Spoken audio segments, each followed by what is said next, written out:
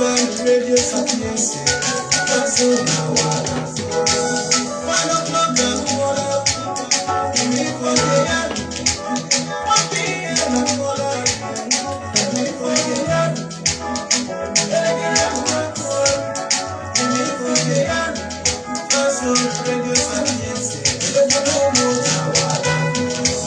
Feel the magic in the air. We don't just run our life. Feel the joy in the air. We don't just run our life. As we want to, oh yes, I'm here. Live in the reg, ladies and gentlemen. Where else will I be? Especially on a day like this. I celebrate you real good. Thank you very much for tuning in once again to join the party. It's one big community, Sapiencia Fan Zone on 95.3 FM radio, Sapiencia.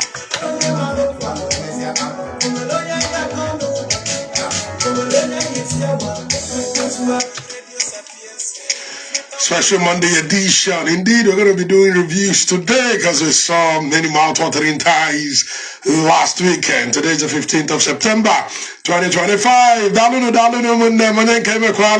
Thank you very much. All right, let's start what we know how to do best, right? Let's get into the business of the day. Well, before that, let me celebrate Crystal Garden Estate.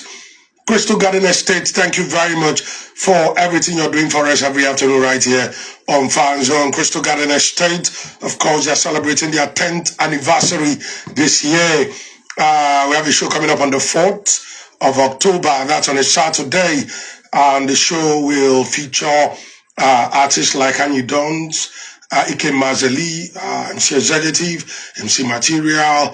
Lots and lots of comedians and influencers are going to be there. So please join us at ShopRite on Saturday 4th by 5 p.m. Then on the 5th, it's going to be a massive symposium with Coscaris himself. Cosmos Madaka is going to be there. And a host of powerful people from all walks of life that are going to be there. So please, let's see on the 5th of October at the CJ Patterson Hall. That's All Saints Cathedral, Onitsha. Thank you so much, Crystal Garden Estate. I celebrate you. All right, ladies and gentlemen, let me start by apologizing. Oh, I apologize. I'm telling you. I had a lot of work on Friday. Well, not a lot. I'll be honest with you. The only result that let me down was the Chelsea result.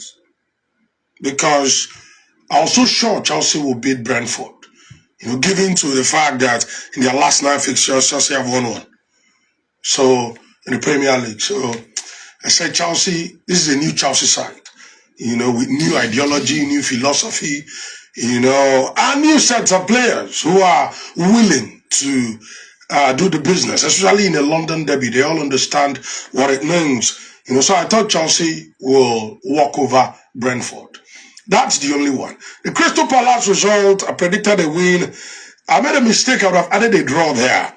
Right? I was so sure Oliver Glasner will get the 3 points. What I was sure of was that Sunderland will never get to Selhurst Park and take 3 points. Right? The Everton result as well against Aston Villa. The mistake I made was not adding a draw there because I knew there was no way Aston Villa, as bad as they have been this season, never mind the fact that the last day of the transfer window, they rushed the Jadon Sancho loan deal and a couple of other moves they made at that time. But I knew in my heart that there was no way they could go to Goodison Park and get all 3 points. Go. For the Manchester derby, that one is not my fault. Remember what happened on Friday. I told you people to tell me but I went for a draw. Right? And I told you people to tell me if there was going to be a winner, who will win it. Majority of you said Manchester United. So I went with your prediction and see where it landed all of us. Well, I take the blame. Honestly, I take the blame because I was supposed to know that this squad is still so bad. You see, there's something one victory does in football. One win. I say it all the time. It's like NEPA. The NEPA. They seize power in a particular neighborhood for so long, sometimes for as much as 2 weeks, 3 weeks. Once they restore power, you forgive them for all the blackouts you've had. That's how it happens. And then you say, oh, NEPA, you start shouting. We're not going up here for the past 2 weeks or more. That's the way it is in football. It's in Manchester United that went to Green Beans. Green Beans, a squad that is worth less than 3 points. What less than £4 million? That's the 6 month salary of Bruno Fernandes alone. And we're beaten in the second round of the League Cup. That's the Man United I said will beat Manchester City. Under Ruben Amorim. Oh, I take the blame on them.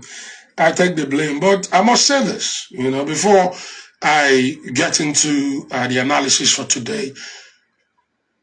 I said it the last time they played Green Beans.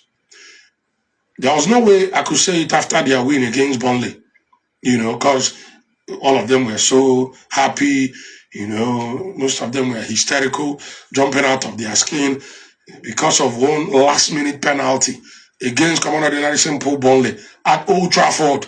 Don't tell me it happened against Liverpool. Burnley did not score 2 against Liverpool. And Liverpool went to the Turf Moor Stadium, where it's so difficult to play a Burnley side. I'll pack 11 players behind the ball. At Old Trafford, they came out, they played, they missed chances, they scored 2 goals against Manchester United. So I was supposed to know better. If you're a Man United fan, before we get into the show today, I'll say a lot of things that you will not like. But I don't care. I like to say things the way they are. Your club did not fail yesterday in the Manchester derby. Your club was completely finished even before this season started. The only thing is that with the transfers you guys made in the last summer, it is this summer basically, because I believe they are still in summer, right? But this last transfer window, the signings you made, the players you let go, expectations got high again. Oh, Brandon Bumo. Oh, Matthews Kuna. Oh, Benjamin Sesko. Kana mo ali jump kosa. More grasshopper. Kunu gole ba. Na just now 1 year no mat. For no just cause. Martins will be made the defensive midfielder. Have scored 2 goals in the Premier League. Sesko is yet to take a good shot on target. But back to my point. With all these transfers you guys made, expectations got high again. But I'll tell you, provided this man from Enugu State is still your manager, Ruben Amorim, provided he's still your manager, kill that expectation completely. Don't lower it. That expectation completely. There is no light at the end of this tunnel.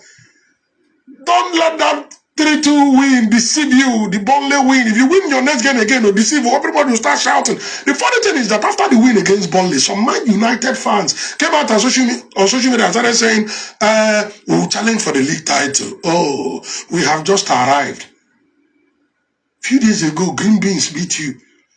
Now, this is reality check. My God, they've brought you back down to earth with this Manchester derby. So what I am begging you to do, just kill that expectation completely. Biko, you are that. Oh, Jason Melo. If Ruben Amorim continues as your manager from now till January, you get relegated. Because the next manager, the job will be so bad for him that he may not be able to save you from relegation. Now, before I get into the whole, because I'm going to do all the analysis like we do all the time, but before I get into all that, I want to say this again. For the people singling out former bad eggs in Manchester and saying, oh, is Ronaldo still the problem now? Is Marcus Rashford still the problem now? Is Jadon Sancho still the problem? Even Onana. Because I think in Trabzonspor last weekend, he got a high rating. Gaddafi, Gaddafi Walker, Rasmus Højlund, yes, Rasmus Højlund went to Napoli, scored on his debut. You know, we see things like that. Let me say what I think about that. Most of those guys were part of the problem. The club is in crisis. Cristiano Ronaldo, let's not forget what he did. He beat the fingers that were feeding him at that time. He called out Manchester United in the media. He sat with Piers Morgan and exposed. It's just like your father annoyed you or your parents did something bad to you. You come to Sapiencia, sit down and start talking about it. Whether you're telling the truth or not, your business has, your problem has no business in the media. That's what he did. For Marcus Rashford and Jadon Sancho, indiscipline. Now, why are all these guys doing this, or why were they doing it when they did it? It's because the club is in crisis. So everybody was now trying to take advantage of the failed system. Marcus Rashford, you lost a game and went for party. You went to a nightclub, but just after a loss, a heartbreaking loss at Old Trafford, you will not do it under Sir Alex Ferguson. You will not even think about it under Jose Mourinho. It's because the club is in crisis. You're taking advantage of them. For either not returning numbers or indiscipline or whatever. Stop naming them into the whole thing. Where maybe if you're doing it to win an argument or for banter, I understand it. But if you're doing real football analysis, please don't do that. Those guys do not belong there. Jadon Sancho. Oh, the Jadon Sancho that went to Chelsea and started behaving well. Went back to Borussia Dortmund, started behaving well. Came to Old Trafford. Your manager benched you. Said you were not training well. You came to the media to do what?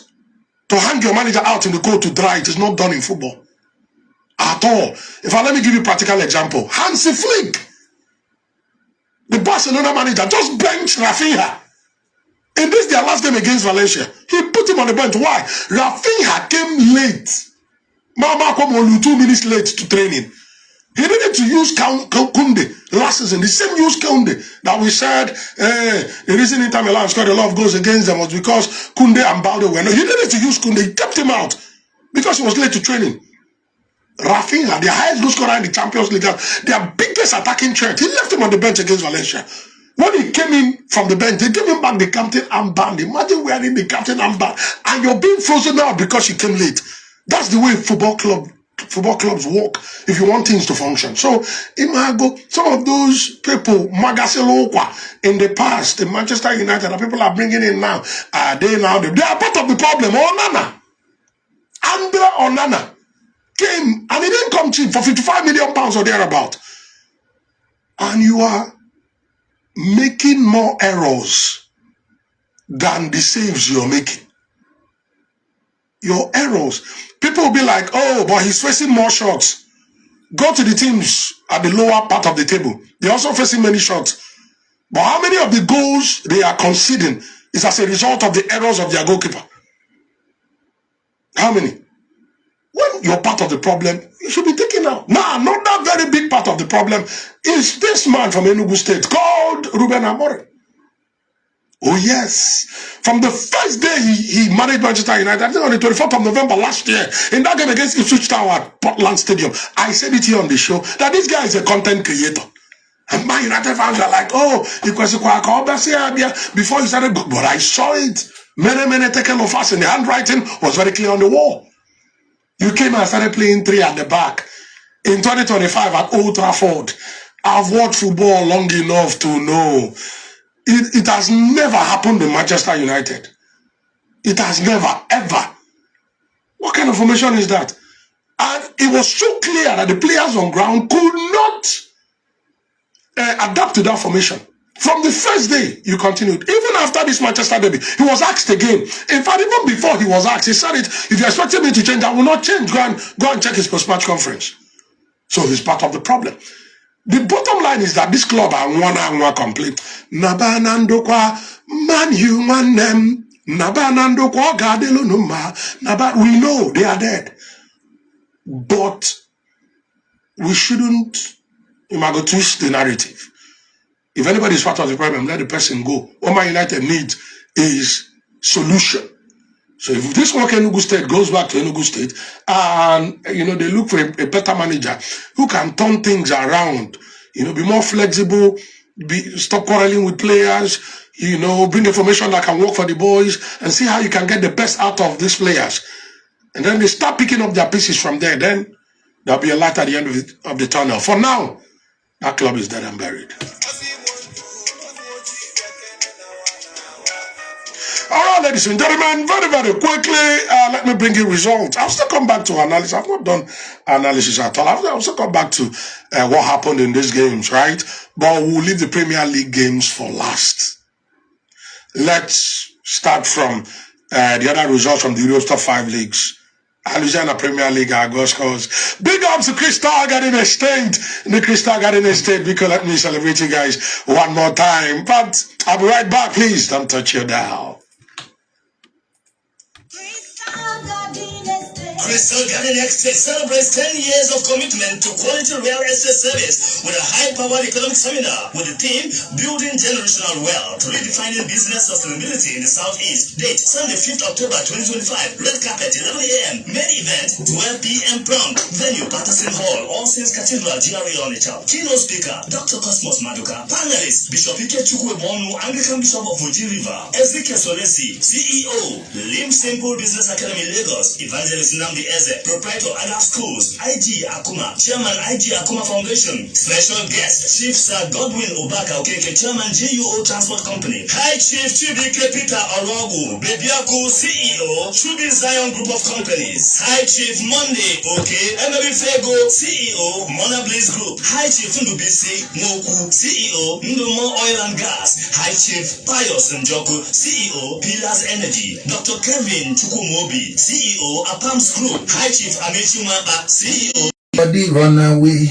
21 week, live and direct on Sapienza 95.3. Fanzo 9 we did with huge man. Okay, Balaba.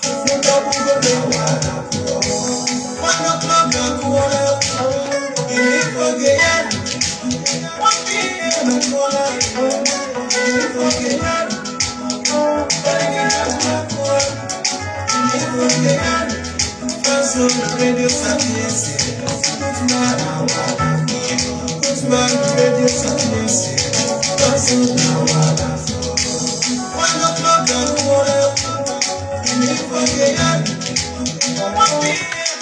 All right, ladies and gentlemen, let's start from the Spanish La Liga. The game was on Friday. On Friday at the Ramon Sanchez Pizjuan Stadium, Sevilla drew 2-2 against Elche. Sevilla 2, Elche 2. And of course, on Friday still in the Bundesliga, Bayer Leverkusen beat Eintracht Frankfurt 3-1 at the Bay Arena. Ladies and gentlemen, the same Bayer Leverkusen that couldn't put a foot right, especially under the new manager, Woken Sube. That's talking about Erik ten Hag. The guy brought his bad luck to the club. I'll try very quickly. Now they are winning games. They beat Eintracht Frankfurt 3-1 on Friday. And of course, in the French League 1, Marseille, we are too good for Lorient. Marseille 1, 2, 3, 4. Lorient 0.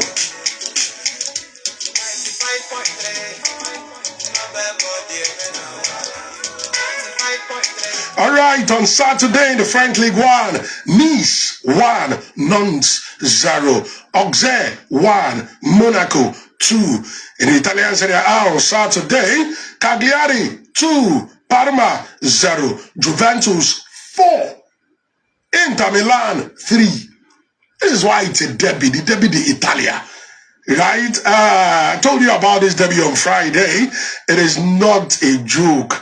It's always end-to-end action. And sometimes I'm happy, but just to show you how intense this derby is. Well, in this game, it was a Thuram versus another Thuram. Two brothers, Kefran Thuram versus Marcus Thuram. And both of them found the net. In fact, Marcus scored on the 76th minute. That's the Inter Milan third goal. And his brother Kefran Thuram scored on the 83rd minute to make it 3-3. Awesome result. 7-goal thriller. What a sight to behold for the neutrals. And of course, Fiorentina hosted Napoli. This side, I'll put my money to win the Scudetto again this season. Guess what? Two former Premier League players got on the score sheet. Kevin De Bruyne scored on the penalty spot for Napoli's first goal. And of course, Rasmus Højlund, the Manchester United reject. Rasmus Højlund, the guy that couldn't put a foot right at all at Old Trafford. He found the net on the 14th minute. By halftime, it was 2-0. Fast forward to the second half. Sam Buchanan made it 3-0. And then in the 79th minute, Luca Ranieri pulled one back. Kodika Woken EBN, So Napoli beat Fiorentina 3-1. Still on Saturday in the Bundesliga, Bayern Munich, we are too good for Hamburg SV. Bayern Munich, oh my, they beat Hamburg SV so badly at the Allianz Arena. First goal was just on the 3rd minute. Former Arsenal forward player Serge Gnabry scored that goal. And of course, on the 9th minute, Pavlovic made it 2-0. On the 26th minute, Harry Kane took a penalty to make it 3-0.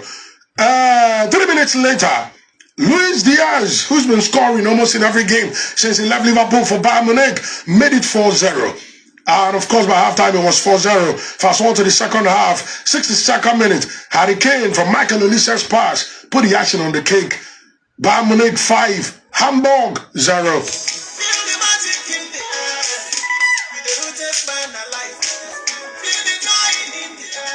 Now, the spectacular thing about Bayern was that on the 46th minute, Nicholas Jackson came in. He was one that substituted Serge Gnabry at the 46th minute. If you see the reception this guy got, everybody was, so happy. The fans were clapping for him. He got almost a standing ovation. He didn't score, he didn't assist, but the fact that he got that reception was so surprising to me, because Uli Hoeneß, the chairman of the club, came out and talked down on Nicholas Jackson during the during the international break. But the same Nicholas Jackson was welcomed by the fans. In fact, after the game, he was the first person that was interviewed.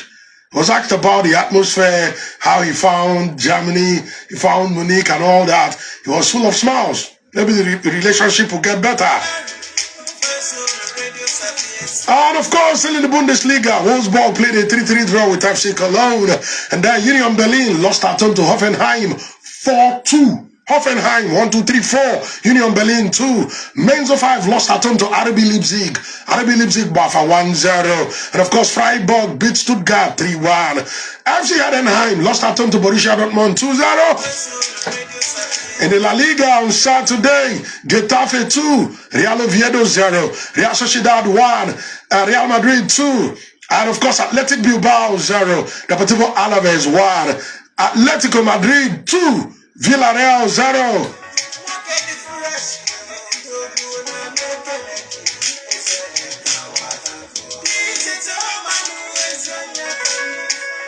And of course, on Sunday in the French League 1, Rennes beat Lyon 3-1. Strasbourg 1, Le Havre 0. Paris Saint-Germain 2, Lens 0. Guess who scored the 2 goals? Bradley Barcola. Bradley Barcola with his braids. The guy is just super awesome. The first one was assisted by Vitinha in the first half around the 15th minute. The second goal was still assisted by Vitinha in the second half on the 51st minute. And of course, Metz drew 1-1 against Angers in the French League 1. Brest lost at home to Paris FC 2-1. Lille beat Toulouse 2-1. In the Italian Serie A, AC Milan were too good for Bologna at the San Siro. They beat Bologna 1-0. AC Milan 1, Bologna 0. And guess who scored the goal? Luka Modric. Emmanuel Gardner on Italy. So what they are doing is to get some of the expired players from the Premier League and the La Liga. Retire. Or if you're falling out of favor in your club, they loan you. That's why an elder like Luka Modric, even an elder like Kevin De Bruyne, is also playing for Napoli. But Luka Modric scored a beautiful goal on the 61st minute. His goal was the difference between AC Milan and Bologna. And of course, Sassuolo beat Lazio 1-0. Monza, the newly promoted guys, lost at home to Udinese 1-0. Atalanta were too good for Lecce. Atalanta beat Lecce 4-1. Now there's something happening in Atalanta. Our boy, Ademola Lookman has been frozen out of this team. That was because he pressed for an exit, if you remember, in the last transfer window. He wanted to leave. They said no. He went on strike. And now, they're not calling him up anymore. And they are winning games. So, Kita, Nana, his agents, na Yobiko, Kamama, Abaya, Lea, Chineke Mezebele, Kabaya, Lea. AS Roma at the Olympico Rome lost to Torino 1-0. And of course, in the Bundesliga on Sunday, St. Pauli were too good for Augsburg 2-1. Borussia Mönchengladbach lost at home to Werder Bremen 4-0.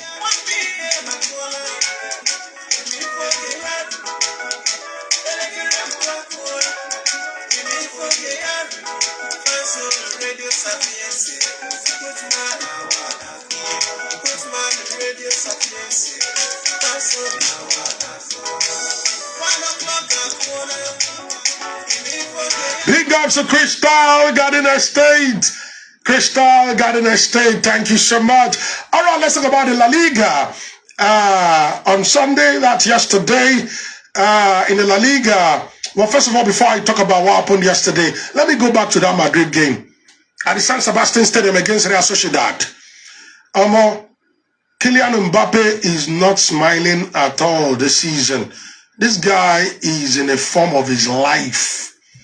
Honestly, I said it before, and some people doubted me. Take away Cristiano Ronaldo and Lionel Messi. In Europe right now, in fact, not just now, this guy is the best player in the world. Honestly. It's not just about his goals. After all, Erling Haaland is also scoring goals. Vitor Gyökeres scored obscene amount of goals in the last 2 seasons, before now. People are scoring goals. But the way this guy, there's a way he imposes himself, in just the same way. Well, not totally the same. Cristiano Ronaldo and Lionel Messi are not human beings, right? But this guy, among humans, he's just the best. Honestly, so far this season, he has 4 goals in his first 4 games in the La Liga for Real Madrid. And the goal he scored in this game was super awesome. On the 12th minute, it was a true pass from the midfielder. I've forgotten who laid the pass. It was intercepted a little by the Real Sociedad defender. He collected the ball. He springs as soon as he touched the ball. Went in front of that Real Sociedad defender. Bent the ball beautifully over the goalkeeper and scored. And then on the 32nd minute, Dean Huijsen took a red card. It was a true pass to the Real Sociedad striker. He pulled him down. He was the last man. Got himself sent off. Since this guy left AFC Bournemouth for Real Madrid, it's not really been an easy ride for him at the Santiago Bernabeu. He didn't hit the ground running. He's not 21 years old. I believe he's still going to do better. Then on the 44th minute, Kylian Mbappe from the left-hand side drove in the ball, brought it in for Adagula. Adagula scored. So he scored and gave an assist, even while there were 10 men. And then in the second half, Oyarzabal, that Mikel Oyarzabal that plays for the Spanish national team, he took a penalty. Madrid considered a penalty, and this guy scored. That's Real Sociedad. That's how Madrid beat them 2-1. For Sunday fixtures in the La Liga, Celta Vigo drew 1-1 against Girona. Levante drew 2-2 against Real Betis. And of course, Osasuna beat Rayo Vallecano 2-0. In the game between Barcelona and Valencia, oh, ladies and gentlemen, wow. The best thing to happen to Barcelona since the exit of Lionel Messi is Hansi Flick. You see, this is their manager. The guy is a genius. Let me tell you, the people that started the game for Barcelona in this fixture against Valencia. Yus Kounde was right back. Johan Garcia was the goalkeeper. Yus Kounde right back. Left back was Gerard Martin, not even Balde. Eric Garcia and Paul Kobasi were the central defenders. Marc Casado was the defensive midfielder. Pedro was the central midfielder. Now, check the attacking players. On the left-hand side was Marcus Rashford, because I told you he was punishing Rafinha. On the right-hand side, there was no Lamine Yamal. He was injured. So it was Ronnie Bergval And then up front was Ferran Torres. One would think that with a lineup like this, now we Barcelona. Okay? If Fermin Lopez was a better goal scorer, the scoreline would have gone into double figures. Yes, I know when these guys came from the bench, Barcelona became better. I know. Like the first half ended 1-0. It was Fermin Lopez. Ferran Torres gave him the ball. Hold on. Chekan Chatakwa. Yes. I'm correct. It was Ferran Torres that gave him the ball from the left-hand side, played it to the left-hand side of the 6-yard box. And from there, the guy found a way to finesse the ball into the post. That was the first half. Fast forward to the second half. Substitutions. Rafinha came in for Begval on the 46th minute. Dani Olmo came in on the 68th minute for Marcus Rashford. Meanwhile, before Marcus Rashford left, he assisted a goal. I'm going to tell you about that. On the 68th minute, Robert Lewandowski came in for Ferran Torres. On the 75th minute, Geoffrey Torrens came in for Gerard Martin. And on the 81st minute, it was Marc Bernay that came in for Pedri. Now, let me tell you how it went down. So just on my lie, on the 53rd minute, Marcus Rashford found Rafinha. The guy that's to show, see, class is permanent. So I tell you, this guy is a super player. Came in immediately, took the captain armband, scored on the 53rd minute. Marcus Rashford gave him the pass. On the 66th minute, Marcasado found Fermin Lopez, who scored. And of course, on the 66th minute, Rafinha scored again. At that time, it was 4-0. And then, 76th minute, Dani Olmo found Robert Lewandowski on the edge of the 18-yard box. From there, he beat the goalkeeper. 86th minute, the same kind of goal he scored earlier. But this time, it was Marc Bernay that found him on the edge of the 18-yard box, Robert Lewandowski, and he scored. Barcelona ended that game with 6 goals. Valencia offered absolutely nothing. Now, let's get to the Premier League games, ladies and gentlemen. Let's get to the Premier League games. Very, very important. Big ups to Crystal Garden Estate. Crystal Garden Estate. Thank you. Thank you, and thank you some more for everything you're doing for us right here on Fan Zone.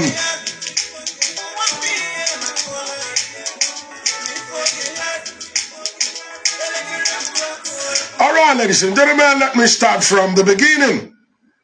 The AFC Bournemouth versus Brighton game. I said it was going to be a win or a draw. And guess what? It ended up being a win. I added a draw there because they were playing Brighton. Remember, I have a lot of respect for Fabian Huzela, the Brighton manager. Right? So, I added a draw there. I knew Brighton would not take all 3 points at the Vitality Stadium.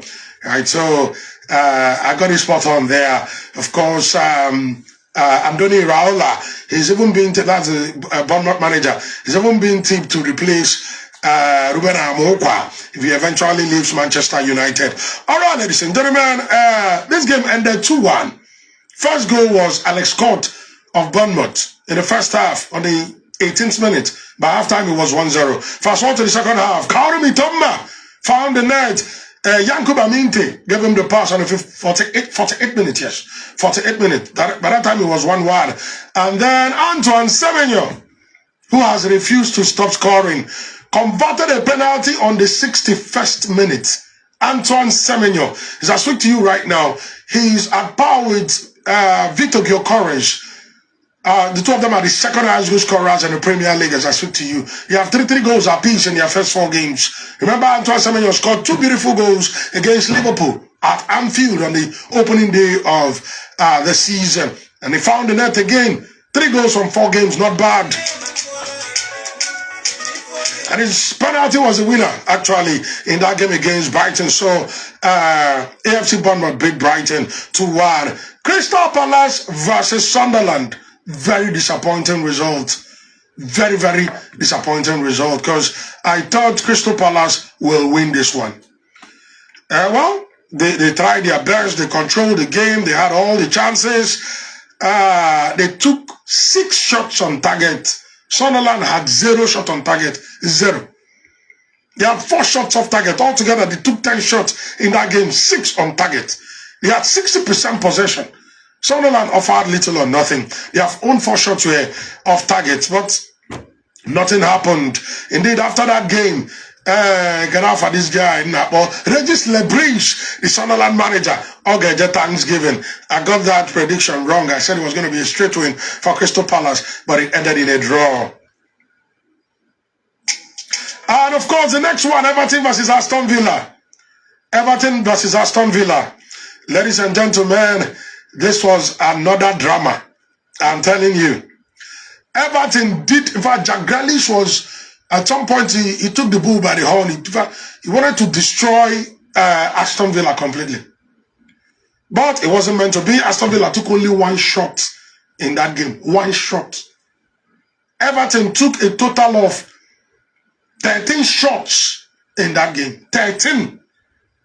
But then they couldn't score. The game ended 0-0. I must say that Unai Emery, I don't know what he's doing. He's still in the relegation zones. He has 2 points in his first 4 games. This is, in fact, Aston Villa are yet to score a goal this season. They are yet to score a goal this season in the Premier League. They have considered 4 they have considered 4 goals yet to score. They have not won a game. They have 2 draws, and the 2 draws were 0-0. The 0-0 against Newcastle United on the opening day, and this 0-0 away to Everton. Just so, Melondi Aston Villa Bele. Let us continue very quickly. Fulham versus Leeds United. I got that prediction spot on. I said it was going to be a win for Fulham. Oh yes. I also added a draw there, yes, because the Leeds United and Fulham Arborough. Fulham, they are not really very reliable. Said it was going to be a draw, but if there was going to be a winner, it will be Fulham. After all, it's happening at Craven Cottage. And Marco Silva he's not really done that well this season, but I knew this was going to be his game. The goal came on the 94th minute. Gudmundsson scored an own goal against his own team. Almost the last kick of the game. And of course, Fulham took all 3 points. Big ups to Fulham there. Newcastle United versus Wolves. I went for a straight win for Newcastle. Why? They had not won a game before this game. They had not won a game at all. And the 3 games they played prior to this one, they did very well in the 3. They did very, very well. Right? The game against Liverpool, they lost. Of course, we know Rion Gumoha, what he did, final kick of the game. The game against Aston Villa, they also turned up at the Villa Park. You know, so this game I knew they were going to take all 3 points. No 2 ways about it. They beat Wolverhampton Wanderers 1-0. Indeed, their goal scorer scored in his debut. He's a guy called Nick Woltemade. It was actually his debut. Jacob Murphy gave him the pass on the 29th minute. He found the net, and that was the goal that did the business for Newcastle United at St. James Park against a very, very sorry Wolverhampton Wanderers side. Ladies and gentlemen, Wolves are beginning to break their own records of oquaisticness in the Premier League this season. They have played 4 games this season, 0 wins, 0 draws, 4 losses, just 2 goals scored, 9 conceded, minus 9 goal difference. Jesus, Melovito Pereira Bele. And of course, West Ham United versus Tottenham Hotspur. West Ham United versus Tottenham Hotspur. I went for a straight win for Tottenham. Because I was like, Raposiani for Graham Potter against Nottingham Forest. Imagine you went to the City Ground. Game Wakasigola this season. Come on, very simple Sunderland beat you 3-0. Chelsea scored 5 against you in a London derby. You now went to the City Ground. Newcastle, Wakagidega, asking Newcastle, Nottingham Forest. They outplayed you all through the game up until the 85th minute. From 85th minute to the final, which you scored 3 goals. And I was like, if I'm in the village in Nunes to Santo, shortly after that game, Nuno was sacked. And then Postecoglou came in. So if I don't trust Graham Potter, not him bossing. I don't trust Graham Potter. I'm not born. And I told people Thomas Frank will stand tall And guess what happened? Oh, Tottenham also, and it was away at the London Stadium. Very easy win for Tottenham. I'm telling you. What happened? First half was 0-0. Second half, 47 minutes. Papa Matassa, Xavi Simons, the guy Chelsea would have signed, gave him the pass. Papa Matassa scored on the 47th minute. On there, what I 54th minute. Thomas Suchek, Jana Long, we a red card. You see, I'll not be part of this humiliation. Come on, red card, Jana Long, man. He got himself sent off for West Ham United. And then Lucas Begval scored. Christian Romero gave him the pass. Christian Romero, the number 5. Imagine the 5 and 6 were instrumental to the last 2 goals. Christian Romero gave Lucas Begval a pass on the 57th minute. And then on the 64th minute, Lucas Begval found Mickey van der Ven, number 6, to score a beautiful goal. Tottenham Hotspur beat West Ham United 3-0. Chelsea, don't worry, let's leave Chelsea, Arsenal, Liverpool and Man United last. Okay, let me see. Any more results may Kubera before I go to the big boys? Any more? No. Now let's talk about those 4 games. The Manchester Derby, Liverpool, Burnley, Arsenal, Nottingham Forest, and Chelsea, Brentford.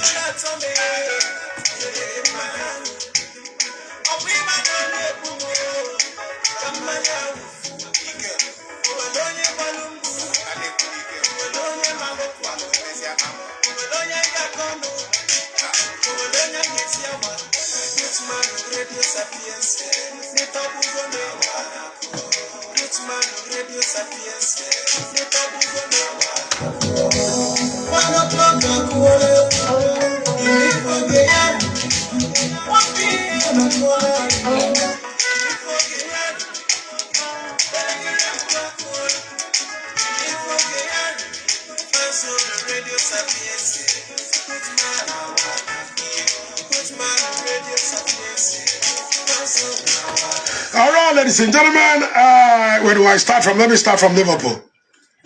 Let me start from Liverpool. If you're a Liverpool fan, I celebrate you. Oh, I celebrate you. You guys are balling. You are balling. You have played 4 games now in the Premier League. Won the 4 of them. Never mind the way the victories are coming, but they are coming. And that's the important thing. Whether anybody likes it or not, you have not drawn any game, you have not lost any game. You have considered 4 goals, yes, but you have scored 9. You have joined top highest goal scorers this season so far with Arsenal, 9-9. So you have a +5 goal difference, 12 points from 4 games. That's awesome. What happened in this game against Burnley? Liverpool came out at a tough maul with Alisson in goal, Milos Kekes left back, right back Dominic Szoboszlai, Ibrahima Konate and Virgil van Dijk were the central defenders. Ryan Gravenberch, defensive midfielder. Alexis McAllister, central midfielder. Florian Wirtz, attacking midfielder. On the left-hand side, Cody Gakpo. Right-hand side, Mohamed Salah. Out-and-out striker, Hugo Ekitike. On the 63rd minute, first half, 38 minutes, Andy Robertson came in for Milos Kekes. Then in the second half, for the 6th minute, Conor Bradley came in for Alexis McAllister. 72nd minute, Federico Chiesa came in for Hugo Ekitike. Rion Gumoa came in on the 87th minute for Florian Wirtz. And that same time, Jeremy Frimpong came in for Ibrahima Konate. At that time, Ochabago red. Liverpool were already very desperate. But then what happened was, ladies and gentlemen, Burnley came with a game plan. The game plan was get 11 players behind the ball. Close up all spaces. Make sure you make it very difficult for Liverpool to string 2 passes from the front of your 18-yard box. Let me put it that way. In the final third, let it not happen. And that was what they did. Scott Parker, he got his... In fact, he was sitting down all through. I saw him, the Burnley manager. All plan is Shigo, Asonia Kodo, Obo, for Liverpool not to be able to do nothing. Now, For Liverpool fans, this is that kind of game that Mohamed Salah will open up locked defense like Burnley put up in that game. I think the reason why Liverpool have struggled to win, yes, they have won, but then, let me tell you this, in case you're a Liverpool fan listening to me, Liverpool is the first team in the history of the Premier League to win 4 games back to back while scoring the winning goal in the last 10 minutes of the game or in extra time. Let me repeat myself. I said, Liverpool is the only team in the history of the Premier League to have won 4 games back to back to back while scoring the winning goal. Let me break it down for you. The game against AFC Bournemouth.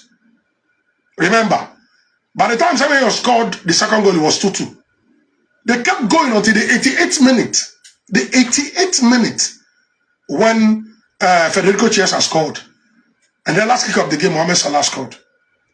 The game against Newcastle United, it was 2-2 by 90th minute, 2-2 by 95th minute, 2-2 by 98th. It was around 98th minute, 99th minute, thereabout, that pass came from, I think it was Mohamed Salah to Dominic Szoboszlai, who stepped over the ball. Young Gumoha now blasted into the net on the 98th minute, thereabout.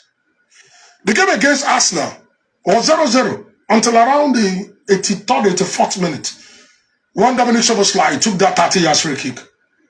The game yesterday, that winner was on the 95th minute.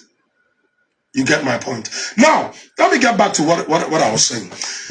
These are the kind of games you want somebody to unlock the defense line. Creativity. Somebody with creativity to unlock. And that's why you signed Florian Wirtz. He's still not been able to do the job yet. But last season, when you didn't have that kind of creativity, it was Mohamed Salah. Let's not all forget. Mohamed Salah's goal contribution last season, both his assists and his goals, beat every other person in the Premier League. Why? It was games like this. Once you get 11 players behind the ball, you will conjure something. But something happened end of last season when he got that contract. He lost form. He's what, 30? He's 33, right? 32, 33. And you gave him a 2-3 years contract thereabout. That will elapse when he's 36, so he has nothing to lose anymore. He's African. You know the rest of the story. He lost form. He's been out of form since. And your manager is not brave enough to start him from the bench. As far as I'm concerned, if I am your manager, it's time to tell Mohamed Salah, now please sit down a little. Let's see if maybe Alexander Isak, when he comes in, because he didn't start this game, maybe we'll throw somebody to the right-hand side and see if we can start unlocking things from the wings again like we did last season. It was Mo Salah. And Mo Salah, sometimes, even when he's not creating, he's drawing players to himself, giving the Liverpool attack numerical advantage. Then Luis Diaz and Cody Gakpo would now be running things from the left-hand side. Nkabina Mo Salah is offering little or nothing. Florian Wirtz, now Kualika, Agadimai, Ndojoto, making him so this Liverpool could not open up Burnley until the final minute. Hannibal the Cannibal. Manchester United. Can I first name this guy? Medju Hannibal. I remember that youngster, that went to Burnley. Medbury Hannibal, aka Hannibal the Cannibal. He was the one that gifted Liverpool all 3 points. That cross, I think it was from Mo Salah. He was inside of the 18-yard box. He used his hand to trap the ball. Meanwhile, Leslie Ugochukwu was sent off for 2 yellow card offenses that some people are saying may not have been a red card, that it was harsh. But people have been sent off for such things. So let's not get there. So Liverpool fans will not say we're talking down them. No. Right? It was 2 bookable offenses. He left. So last minute, Amara Momo Salah will obele go Charlo Meji Hannibal. The guy handled the ball inside of the area. And even the man actually go, even when players are at fault, they protest their innocence. This guy, as soon as he handled the ball, he covered his hands, his face with his hands, sorry. You know, because he knew they go. You know, so come when he don't cover his face with his hands immediately. Consider defeat.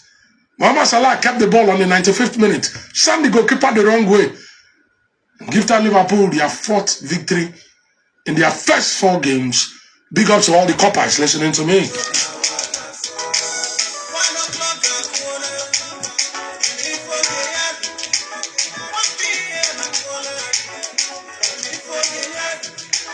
From Liverpool, we'll go to Arsenal.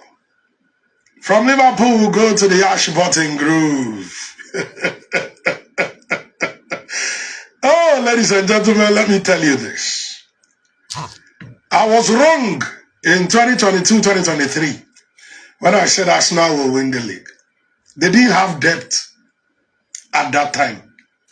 But they had a first 11 that could beat anybody in world football. William Saliba got injured. Their game plan went out the window. They lost. I was wrong in 2023-2024 when I said Arsenal will win the league. I don't know what to call it, but around April, their whole project collapsed. What happened, I don't know. I cannot say. People will tell you, is this? It didn't start from the Sunderland game. It started from the Liverpool game. When they were beating Liverpool very well. Mo Salah missed a penalty in that game I will never forget. You were beating Liverpool. Next thing they came back and drew 2-2. You went to West Ham United again at the London Stadium. You were beating West Ham 2-0. And next thing, you considered a penalty. Then they considered a penalty. Bukayo Saka took the penalty and missed. He hit the right side of the post. I will never forget. I've been following this thing closely. And what happened? Jared Bowen, last minute, scored to make it 2-2. That was where it started from. Before the game against Asim Sunderland, Southampton. The most unqualified team to have ever played in the Premier League. Southampton came to the Ashburton Groove, scored 2 goals in the first 10 minutes. Got the first 13 minutes thereabout. Arsenal tried, made it 3-3 before they now went to the Etihad about 4-1. And the whole project collapsed. Fast forward to last season. They were now ready. But they still didn't have depth. They still didn't have depth. What happened? First international break, Martin Odegaard got injured. Long-term injury. Shortly after that, Bukayo Saka got injured. They are 2 best players. And the whole project collapsed. Nokata Gabriel Jesus, who was carrying them all through December, got injured. Onyenka likes the hospital more than the pitch. Before Amalia, Mekai Kande Soka Havertz also got injured. They started playing Mikel Merino as a striker. The entire project crumbled. Liverpool won the league. I'm not taking anything away from Liverpool and Man City, but I'm going to somewhere. Now, as I speak to you now, you see this Arsenal team? They have at least 2 players in every position. At least 2 players in every position. Some of us have forgotten that William Saliba is injured. Bukayo Saka, the same William Saliba that collapsed the project in 2023. Bukayo Saka, that have carried them for the past 5 years, is injured. Martin Odegaard picked up an injury too. In that game, early in that game. Nobody noticed. You know why? Oh, ladies and gentlemen, these guys have players many players in every position. Their goalkeeper is David Raya. If anything happens to David Raya, Kepa Arrizabalaga will be in goal. William Saliba is injured. Christian Mosquera came in. And I thought it was still William Saliba. Ben White is their right back. If Ben White doesn't play, Urian Timber is even a more solid right back. Left back, Ricardo Calafiori. He was one that threw that around 40 yards pass to Eberechi. I'm going to come to that move. If he doesn't play, there's a Miles Lewis Kelly, for heaven's sake, who was nominated as one of the best young players in the Ballon d'Or. These guys were player. Christian Nogard is injured as I speak to you. Christian Nogard, only knock. But as a Martin Zubimendi, he just got 2 goals in this game. For God's sake. Martin Odegaard left this game in the 18th minute after when he came in. There was no noise. Why don't you talk? Kadafiabu, Declan Nelly Rice, one of the best central midfielders in Europe last season. That's why he was nominated for the Ballon d'Or. Single-handedly took Real Madrid out of the Champions League. He was injured or body at all. Nobody noticed. On the left-hand side, there was no Gabriel Martinelli. Nobody noticed. Leandro Ife in Watrosad. Why Obaru came in later. Nobody. Why? Eberechi, the king himself, started from there. On the right-hand side, oh, DJ Noni. Ladies and gentlemen, let me apologize. He is no longer DJ Noni. He's no longer a DJ Noni Madokwa, Mokimo State. He is now Noni Madweke Mumojibai. If this guy now buzzing a ball on keeper as well, nobody noticed the absence of Bukayo Saka. See, Arsenal right now, If I let me go to this game, Kaya Leiko, just write it on your wall. Many tackle of fashion. The only goal they have considered this season came from a 30-yard free kick. It took the ingenuity of a Dominic Szoboszlai from 30 yards to beat David Raya. Till now, they have not considered a goal. Check out what game against Nottingham Forest. And the Potestoglu. And this is the Mamelina Akuya. Well, ladies and gentlemen, very quickly, David Raya started in goal at the Ashburton Grove. Julian Timber was the right back. Left back, Ricardo Calafiori. The ever solid Gabriel Magalhaes paired with Christian Mosquera. Rock solid defense. The first midfielder was Martin Zubimendi, sorry. Central midfielder was the same guy that scored a hat-trick for Spain in the last international window. Mikel Merino. Martin Odegaard was the attacking midfielder. On the left-hand side, the king himself, Eberechi. Left-hand side, Noni Madueke. And of course, out-and-out striker, Vitor Gyökeres.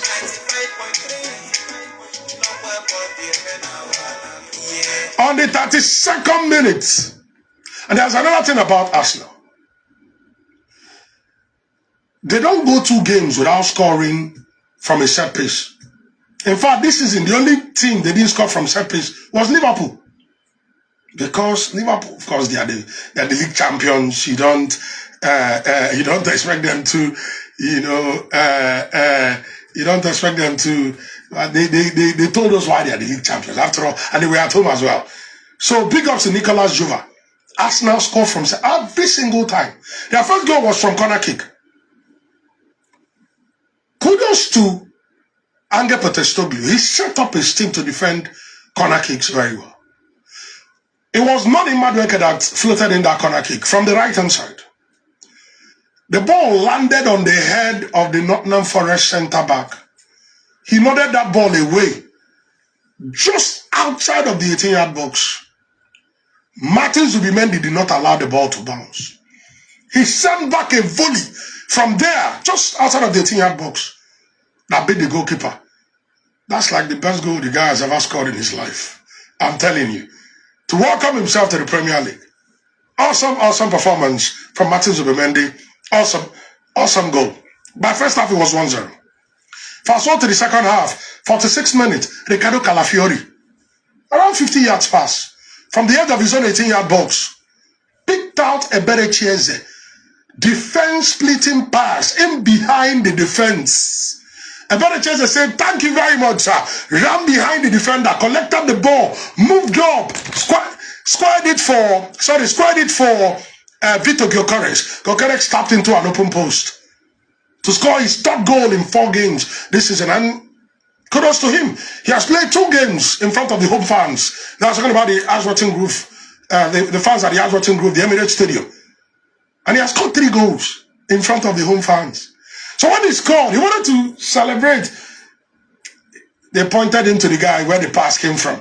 So he walked back to Eberechi, because one thing the fans always expect is that is trademark celebration, right? So he walked back to Eberechi Eze, hugged Eberechi Eze. Nani Madueke came, shook Eberechi Eze, Nani Madueke and shook Eberechi Eze. All of them hugged themselves like that. He waited for everybody to walk away, turned to the home fans, jabbed his fingers together, blocked his mouth.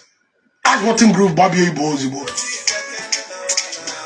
And then on the 79th minute, Leandro Trossard had already come in.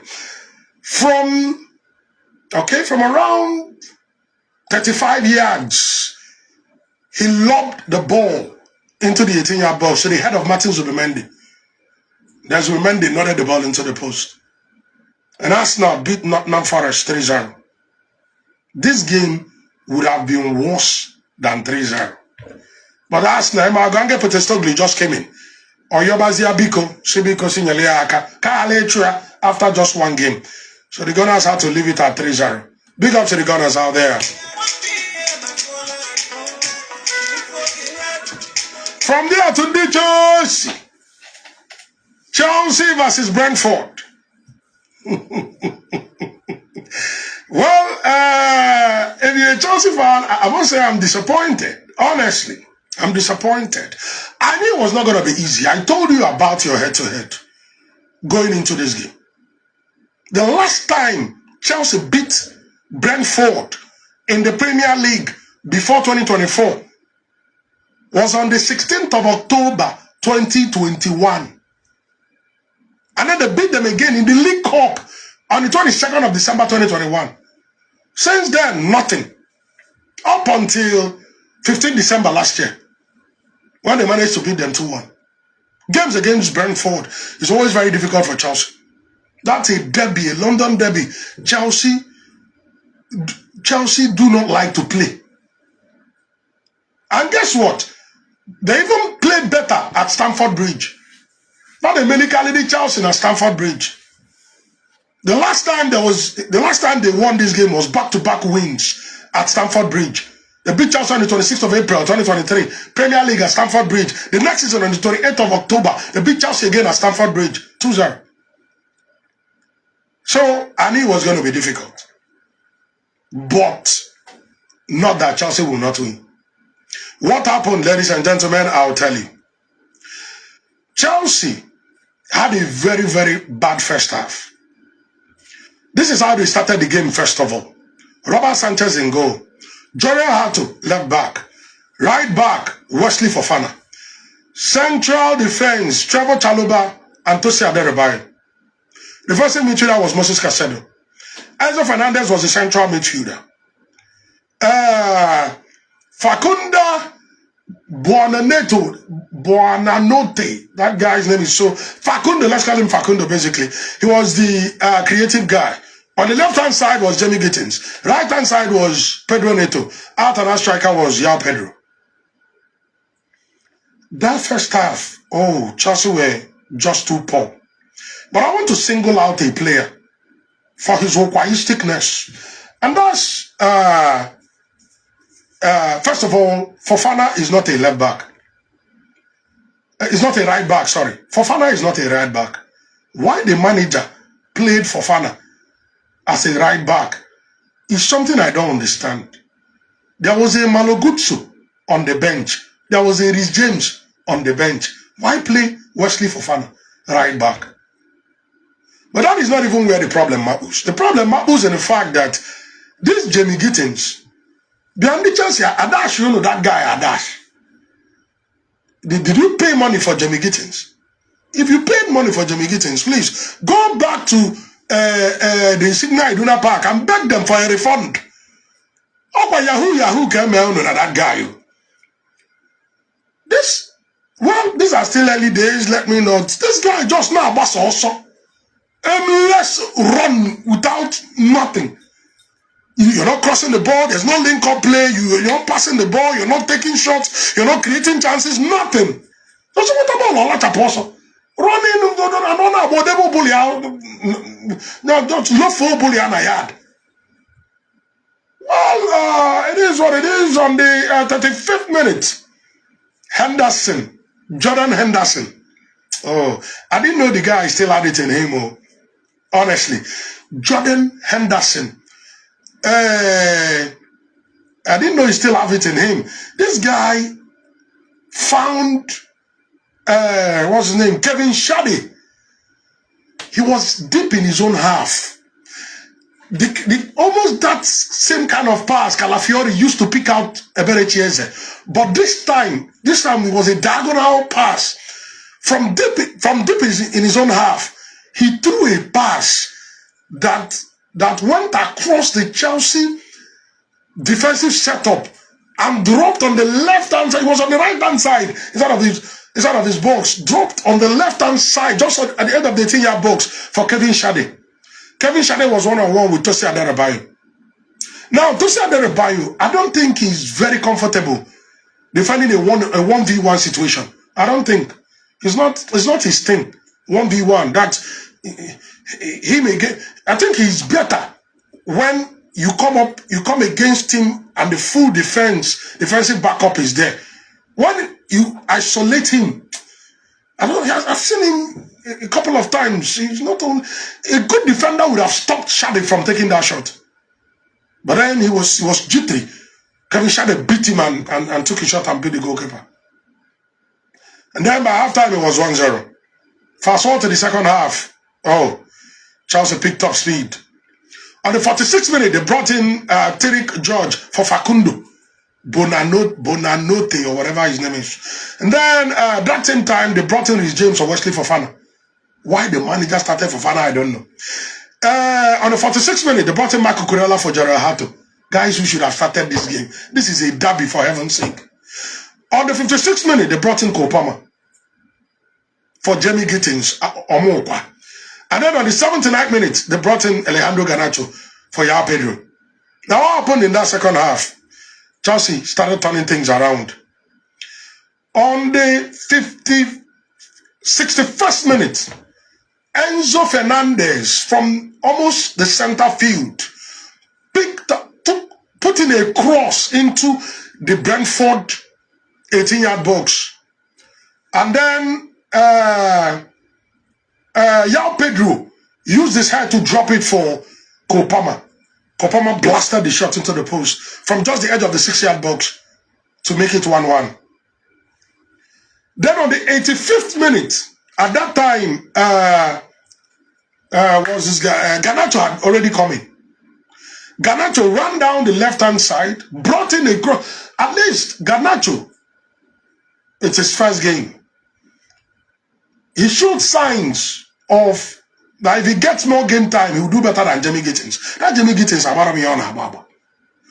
Garnacho brought in a cross that was deflected, kicked away from the 18-yard box. He landed just outside of the 18-yard box to Moses Caicedo.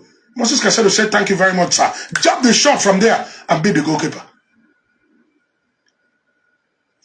To make it 2-1.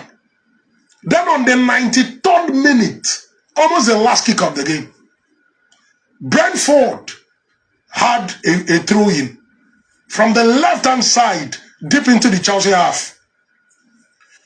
And then the guy did a Stoke City, running the lap.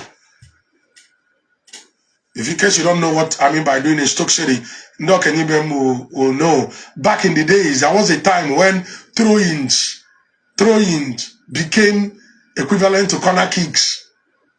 The guy cleaned the ball with his jersey. From that throwing line, he threw the ball. The ball deflected off. Well, I didn't know who the ball touched because they were just running up and down in that defense. The Chelsea defense looked so bad there. There was no organization. The whole setup was childish. It opened up completely. And then Fabio Cavallo, the former Liverpool guy, was standing on the edge of the right-hand side of the 6-yard box. And he tapped the ball into the post. VAR checked and awarded the goal. Ladies and gentlemen, that was how Chelsea drew this game 2-2. Very heartbreaking draw for Chelsea fans. Very, very bad day at the office for people who like to put their money where their mouth is, if you understand what I mean.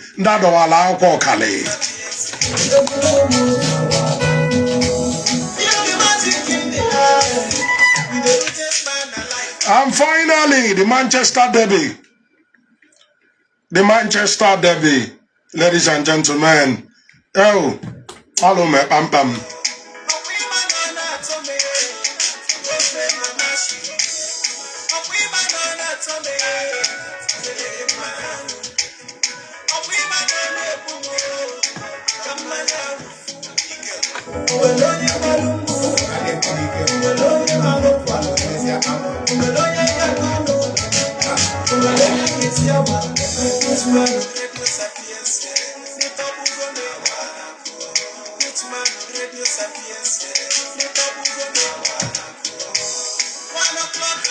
All right, ladies and gentlemen, the Manchester Derby, Manchester United versus Manchester City at the Etihad Stadium. Well, let me start from Manchester City. Gianluigi Donnarumma made his debut for Manchester City.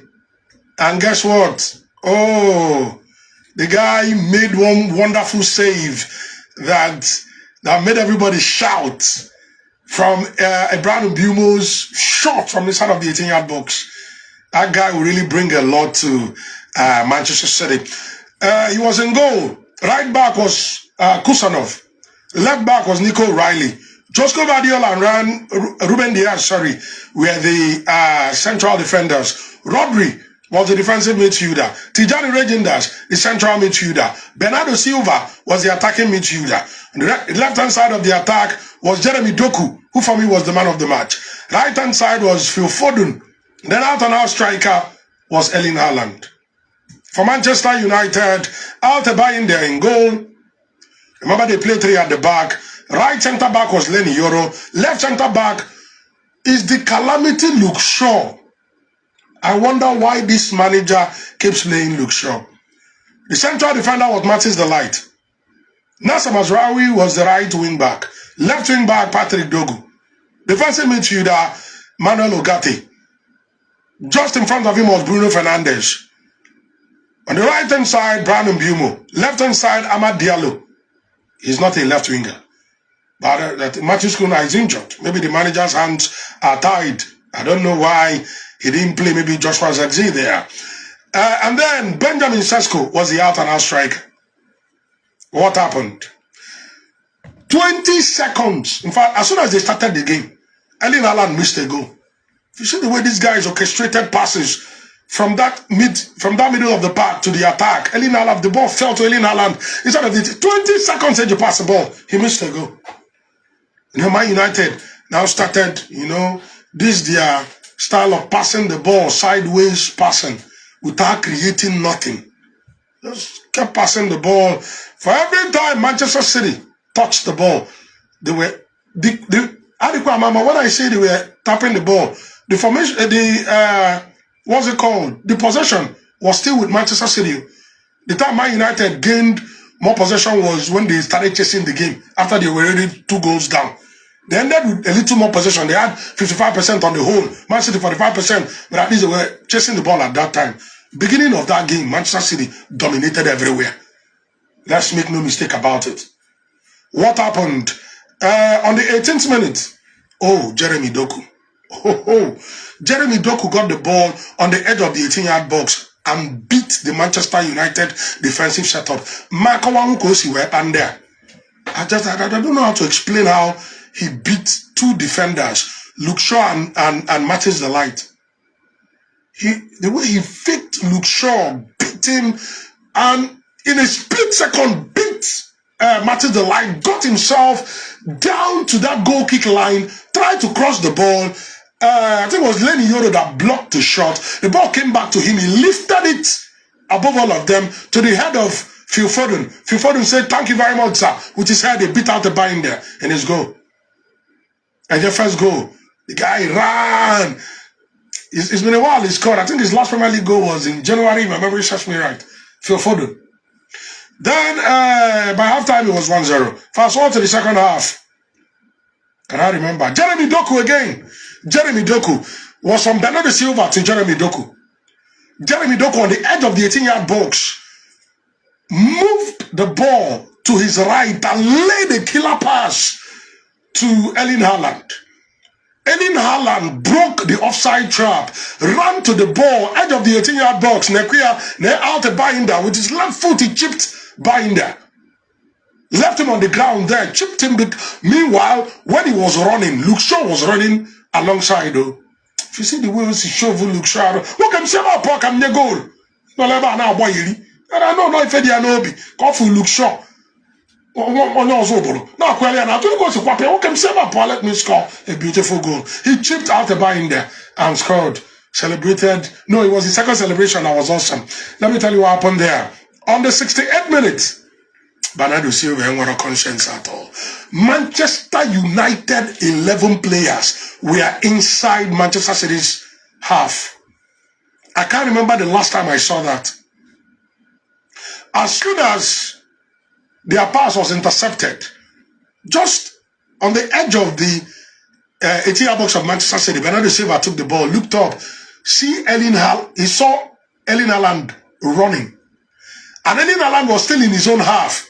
He threw a pass to Erling Haaland. Erling Haaland that will score in a 1v1 situation.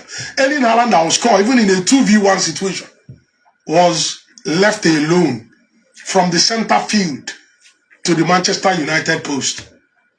Collected the ball, ran with the ball, controlled with his right foot, brought it in with his left and beat the goalkeeper beautifully well. Ran to the Manchester City fans, laid on the pitch, crossed his two legs together, put his two hands to the side. You know that is his trademark celebration. And shortly after that,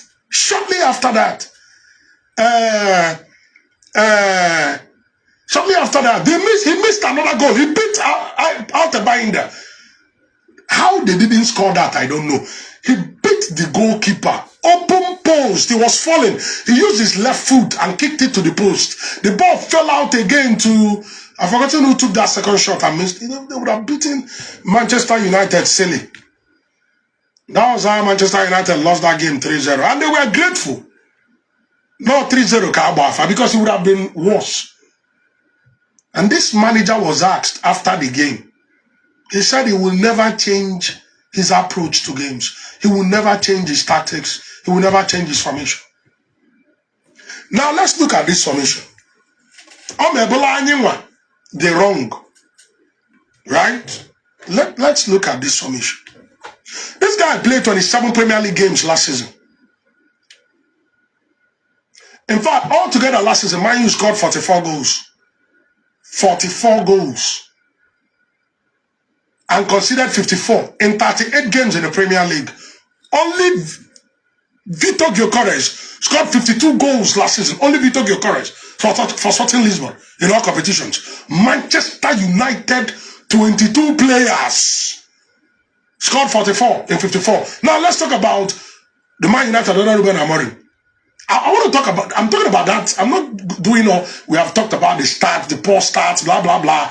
You know, let me also get this one out of the way. For sake of information, that one guy, if you're somebody who likes to work with information, this is Manchester United's poorest start to a Premier League season since the start of the Premier League in 92-93 season. Check your records and get back to me. Let me repeat it. This is the poorest Manchester United start to a season since the Premier League started in 1993. Never in the history of Manchester United have they played their first 4 games and took only 4 points. From a possible 16. Now let's get back to his formation. On our bassins, I will not stop. Hey, blah, blah, blah. How many goals are they scoring goals with this formation? Because when you have a tactics, right? 2 things are expected. 3 things basically. Control games, score goals, concede less. Right? Now, even when you are not controlling games, maybe because your players are still getting used to your style, score goals and concede less. That's what shows you a human being. I'm going to a match, I buy 3 not. If on a conference and I say, oh, you have a plan, I will never go away from them. What are you talking about? Let's go back to what I was saying. Out of the 44 goals Manchester United scored last season, right? They scored 27 of them under 30, sorry, they scored 32 out of the 44 in 27 games under Ruben Amorim. Remember, he didn't start the season. He didn't start the season. They had played 38 minus 27 is 11. They had played 11 games before he came. About 11 games before he came. So, he was the manager for 27 Premier League games, right? Man United scored only 32 goals in 27 games. 32 in 27. The entire squad. There are players that score 30 in 27. Check Robert Lewandowski's record. Check Kylian Mbappe's record. Check Harry Kane's record. There are players that score 30 in 27. Manchester United in 32. So that formation is not scoring goals for you. Now let's come to goals conceded. Let's come to goals conceded. Out of the 54 goals they conceded last season, 42 were conceded under Ruben Amorim. 42 goals were considered under Ruben Amorim in 27 games. Think about it. 42 goals in 27 games. That's almost conceding 2 goals per game. So how is your formation working? How is it? I'm talking about last season. Okay, let's come to this season. Let's come to this season. How about go 4 games, okay? They have played 4 games. And out of 4 games, they have considered 7 goals. Manchester United have considered 7 goals out of 4 games. And how many goals have they scored? 4. So they are minus 3 goal difference. So the formation is not getting you goals. You're considering so many with the formation. People are telling you to change it. Well, ladies and gentlemen, I could too much. I'm tired. The club is dead. I'm said, Nabanandokwa, man, you man them. Nabanandokwa, Gadiru Numba. Nabanandokwa. All right, ladies and gentlemen, thank you so much. Don't mind me. Hey, the Quiver is 2:30 already. Sorry about that. We're still going to be celebrating the clubs that won. Now, of course, we'll play your anthem. Thank you very much. Liverpool, expect your anthem. Chelsea, you didn't win. Sorry about that. Arsenal won. We'll be playing your anthem as well. Who else won? Real Madrid won. We'll be playing your anthem. Barcelona won. Your anthem will come up as well. Thank you so much, all of you watching me live. Remember, you can watch me live. I'm going to be taking some comments from the people watching me live. Very, very important. You can watch me live on my page. The page is Huge Man Page. Huge Man Page. Huge, H-U-G-E. Man, M-A-N, Page, P-A-G-E. Please search for the one with 102,000 followers. That's where we are right now. Thank you so much for following the page. God bless you for the love. Just once you get there, please click that follow button. And start following the page. Very important. That's the only way you can help my ministry. Of course, I'll be streaming all my shows live. In case you miss anyone, you can always go back and enjoy the show. So please, Huge Man Page, H-U-G-E, Man, M-A-N, Page, P-A-G-E. Search for that one with 102,000 followers. That's the right one. Click that follow button, start following, scroll down, see the live stream. Go to the comment section of that video. Tell us your name, the football club you're supporting, your location, and then say whatever it is you want to say concerning all the games played last weekend. Don't worry, I'm not going to be taking calls today because don't mind me. Tomorrow is another day. When we'll come tomorrow, we'll continue with the reviews. We'll do our team of the week. And welcome the 2025-2026 UEFA Champions League. My name is Ifani Orakwe, the hugest man alive. I am the walking, talking soccer statistics. All the part of duty since 1 p.m. And Bishop, I'm going to be here with you till 3. Please hang in there. Don't touch your dial. If you're a Liverpool fan, Enjoy.